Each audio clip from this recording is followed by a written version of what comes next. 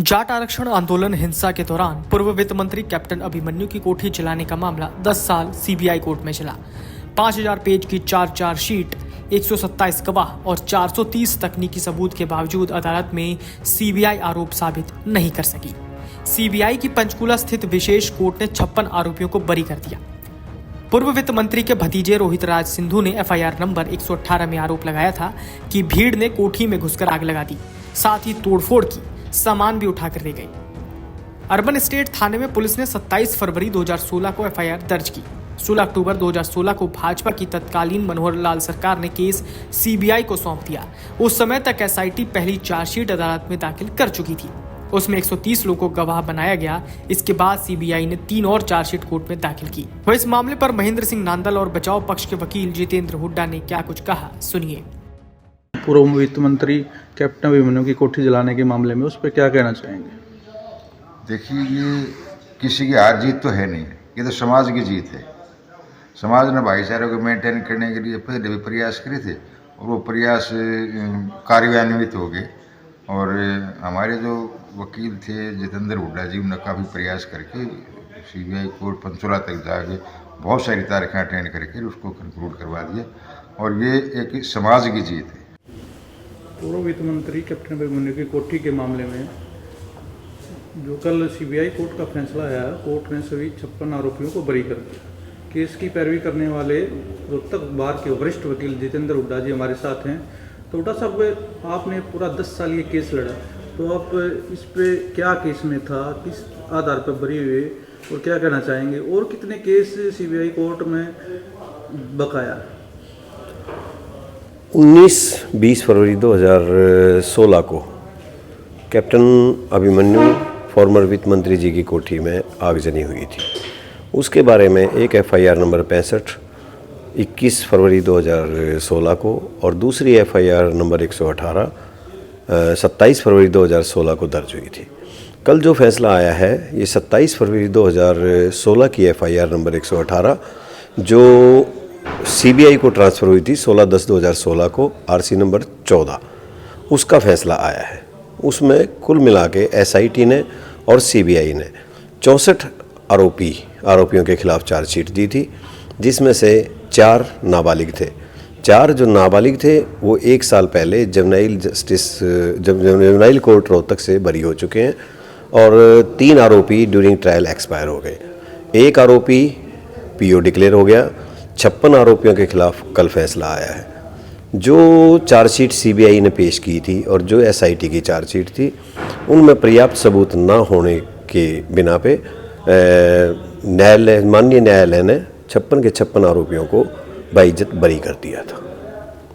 तो जितेंद्र जी, इस केस में टोटल कितने थे और कितने पेज की चार्जशीट दाखिल हुई थी, और ये क्या सीबीआई ने सबूत दाखिल किए थे और क्यों कोर्ट में वो आरोप साबित नहीं हो पाए?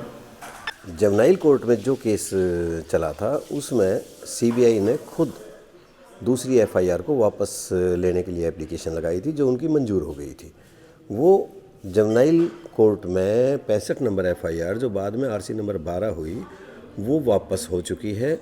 अब हम रिक्वेस्ट करेंगे कोर्ट से और एप्लीकेशन मूव करेंगे और जो भी लीगल कार्रवाई होगी उसको हम आगे कार्यान्वित करेंगे। एक चार्जशीट एसआईटी ने 40 आरोपियों के खिलाफ दाखिल की थी। उसके बाद जो बकाया आरोपियों के खिलाफ चार्जशीट दाखिल की गई थी, उसमें 3 चार्जशीट सीबीआई ने दाखिल की थी सीबीआई कोर्ट में। टोटल 4 चार्जशीट इसमें कोर्ट में दाखिल की गई थी और 64 आरोपियों के खिलाफ ये चार्जशीट कुल मिलाकर दाखिल की गई थी। तो अहम वजह क्या रही बरी होने के? इसमें 127 गवाह कोर्ट के अंदर पेश हुए थे।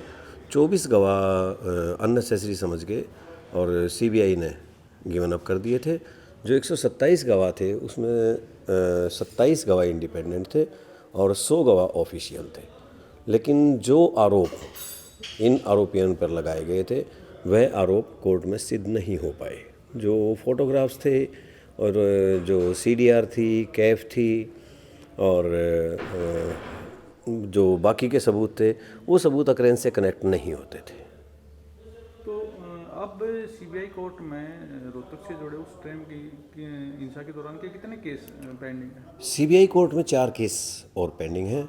एक 65 नंबर एफआईआर जो इसी घटना से के लिए 21 फरवरी 2016 को दर्ज की गई थी, वह आरसी नंबर 12 अब सीबीआई कोर्ट में पेंडिंग है। एक केस जो आईजी साहब की कोठी के लिए दर्ज किया गया था 45 नंबर, और एक कैप्टन साहब के स्कूल का केस था वो पेंडिंग है, और एक प्रेस का।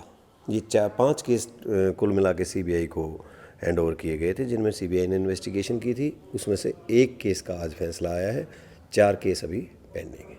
तो वो केस किस स्टेज पे हैं? वो सभी एविडेंस स्टेज पे हैं, उनमें गवाहियाँ चल रही हैं, और जो भी आरोपियां उसमें जिनके खिलाफ चार्जशीट दी गई है वो ट्रायल फेस कर रहे हैं। तो सर उनमें टोटल जो एक्यूज्ड कल बरी हुए हैं, क्या वही एक्यूज्ड उन केस में है या अलग एक्यूज्ड? कुछ एक्यूज्ड अलग हैं। 65 नंबर एफआईआर में जो कोठी की आगजनी के बारे में एफआईआर थी, उसमें करीबन 10 से 12 एक्यूज 56 में से नहीं हैं। 40 के खिलाफ वो आरोप पत्र दाखिल किया गया था, ये वही एक्यूज्ड हैं। तो जो पूर्व वित्त मंत्री की कोठी जलाने का मामला था, तो उसमें 2 एफआईआर हैं। दोनों एफआईआर में क्या डिफरेंस है? एक ही की घटना की 2 एफआईआर कैसे? 21 फरवरी 2016 को 65 नंबर जो एफआईआर दर्ज हुई थी, वो उस एफआईआर के अंदर किसी का नाम दर्ज नहीं था, वो ईएसआई सुरेंद्र ने दर्ज कराई थी। और जो 27 फरवरी 2016 को एफआईआर दर्ज की गई थी, वो एफआईआर रोहित सिंधु जी ने दर्ज करवाई थी।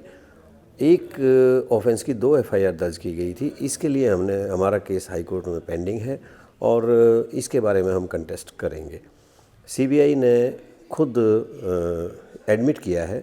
बचाव पक्ष के वकील जितेंद्र हुड्डा ने फैसले के बाद कहा कि उन्हें इंसाफ की शुरू से उम्मीद थी और कोर्ट से इंसाफ मिल गया। उन्होंने बताया कि हाईकोर्ट ने केस की सुनवाई के लिए अक्टूबर 2025 समय सीमा तय की थी, लेकिन गवाहों की संख्या ज्यादा होने के कारण समय सीमा बढ़ती गई। हमें खुशी है कि ये फैसला हो गया। Video desk Amar Ujala dot com. अगर आप ये वीडियो YouTube पर देख रहे हैं तो हमारे चैनल को सब्सक्राइब कर बेल आइकन दबाएं, और Facebook पर देख रहे हैं तो हमारे पेज को लाइक करें।